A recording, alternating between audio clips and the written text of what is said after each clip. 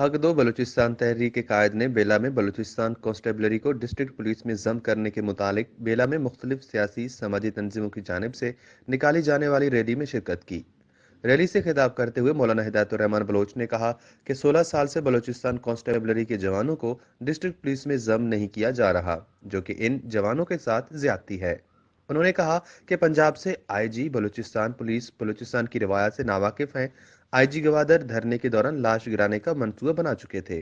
मौलाना हिदायतुर्रहमान ने कहा कि अगर बलूचिस्तान कांस्टेबलरी के जवानों को डिस्ट्रिक्ट पुलिस में ना लाया गया तो मेन शाहराह बेला क्रॉस पर धरना देंगे। कोयटा नहीं जाएंगे, बल्कि कोयटा वाले हुक्मरानों को बेला, ओथल और हब बुलाएंगे। मौलाना हिदायतुर्रहमान बलोच ने कहा कि हब में 150 फैक्ट्रियां हैं, लेकिन हब के लोगों को रोजगार नहीं दिया जा रहा, बल्कि कैंसर, हेपेटाइटिस और दीगर बीमारियां दी जा रही हैं, जो कि बहुत बड़ी ज्यादती। इसके खिलाफ भी खामोश नहीं रहेंगे।